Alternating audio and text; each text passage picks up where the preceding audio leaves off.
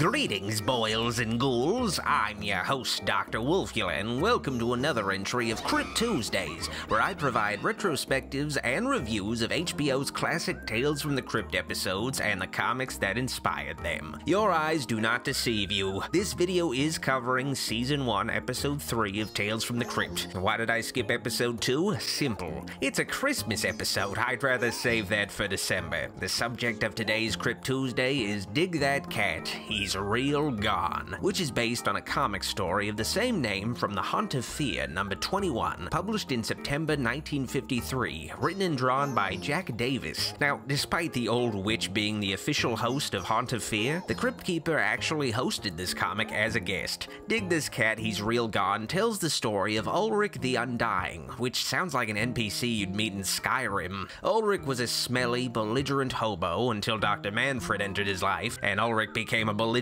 smelly hobo with coffee, who's also offered invincibility. You see, for some reason, the Doc has studied why cats seem to have 9 lives, which is the most unscientific pursuit I can think of, but he discovered that cats apparently have a gland in their brain that can literally bring them back to life 9 times. Crazy shit, but the duo kills a cat, Manfred sticks it into Ulrich, and it works, with the proof being Manfred fucking shooting Ulrich without warning like an LA cop. Ulrich survives, though, wasting a life in the process, but Manfred aims to take advantage of Ulrich's subsequent lives through various stunts, like jumping off Niagara Falls, which earns him a fortune in bets and tickets to watch. The TV episode, directed by Richard Donner of Superman and Lethal Weapon fame, delivers a really faithful adaptation of the comic story, down to the framing device of Ulrich being buried alive and telling his life story Malcolm in the Middle style.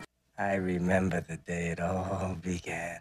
Ulrich, played by Joe Pantoliano of later Sopranos fame, plays Ulrich as a lowbrow wise guy chosen for Dr. Manfred's experiment, just as in the comic. Oh, so I can die 9 times? Now you're making sense, Doc. Precise. The cat gland transplant is ever so slightly more grounded in reality, and the setting is shifted to the then contemporary 1980s, but the original 7-page story is mostly faithfully reproduced with some obvious expansions and minor changes, like Dr. Manfred shooting Ulrich in the fucking head instead of the chest. Hey, it's HBO, he can show that. You bastard! You tried to kill me! I didn't try to kill you. I did kill you. The most glaring change in the episode is what I have the most issues with. In the comic story, Ulrich uses the gift of 9 lives to make himself world famous, performing huge spectacles in front of stadium crowds, predicting Evel Knievel by a decade. This makes the most sense to get the highest payout imaginable. In the TV episode, Ulrich's venue for his stunts is limited to a sideshow at his circus, hosted by the guy who played Knox in Batman 1989. He dies? Yes. Okay, Strangelove, I'll give it a shot. I hope it works. I can use the money.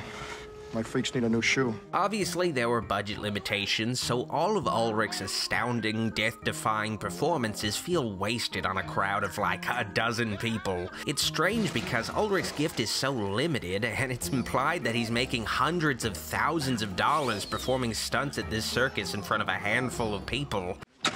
Gather round, gather round. Here we go. 80% of the box office take, payola from HBO, and some side bet money, too. How many people in the 80s would be casually walking around a circus with thousands of dollars to pay for admission to a random sideshow they come across that could be faked? It's just a bit tenuous. Donner does make the most of the circus setting by making each of Ulrich's stunts a cool set piece with some creative production design and gimmicks, like Knox actually setting up a shooting gallery where patrons pay $1 grand a head to try to land a killing blow against Ulrich. It's a 7-page story, so a lot of what's added is just padding, but it's entertaining padding. Still, I feel like with the right lighting and production design, the episode could have probably faked bigger crowds for Ulrich's stunts. Dinner with me later! Dinner! Ah! Eat! Another addition to the plot is Coralie, Knox's airheaded stage partner who forms a romantic relationship with Ulrich. It's an inessential change, but it does add a bit of color and dimension to Ulrich's character. How you feeling, honey? Baby, this dying shit's taking years off my life.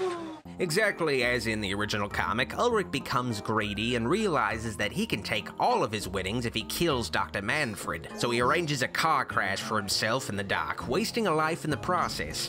What are you talking about? That's murder. Yeah, Doc, but who's gonna suspect me? I mean, after all, I'll die with you. Issue with the TV version is that in the comic, Manfred dies with a smile, implying he has the last laugh, and this haunts Ulrich for the rest of the story, with him wondering what Manfred's secret was. In the show, Manfred just dies with no suspense for the rest of the episode. After Coralie takes the second last of Ulrich's lives and all of his money, Ulrich does arrange for one final show where he'll keep all of his earnings, where he's buried alive as the episode starts, but Ulrich realizes too late that he only has 8 lives. The cat who gave him the extra lives used one of the lives it had during the procedure. That cat, it died. It already died once. So Ulrich dies ironically, which is pretty much how you can describe the endings of most Tales from the Crypt stories. It's kind of their thing. Crypt Keeper's opening and closing segments for the episode are pretty straightforward, but something I should point out is that he wears a hood for a few of the first season episodes, but in the second season, he seems to lose it entirely. I guess maybe he became less self-conscious about his hair loss. Alas, poor Ulrich. Miss a bet. Anywho, Dig That Cat, He's Real Gone is a good episode of Tales from the Crypt, really capturing the tone of the classic EC comics with a mostly faithful, entertaining adaptation. I just have a few minor issues with it that hold it back. I give episode 3 4 Crypts out of 5. Before I go, as a bonus, I've recorded a video where I narrate the original comic that this episode was based on. It's up for folks who support me on Patreon. Link in the description if you're interested in helping the channel out and getting a little extra content. Now it's time for a little animated segment I like to call Wolfula Fan Mail, where I answer your questions. Sean O'Brien writes, Doc, I feel like we have not heard anything about Meredith lately. Is she okay? Did that piece of shit Goulash do something to her? Regardless, you should punish Goulash. My lovely wife Meredith is doing perfectly fine. I honestly doubt anything could harm her. She's actually in all of my videos. You just can't properly perceive her. Isn't that right, darling?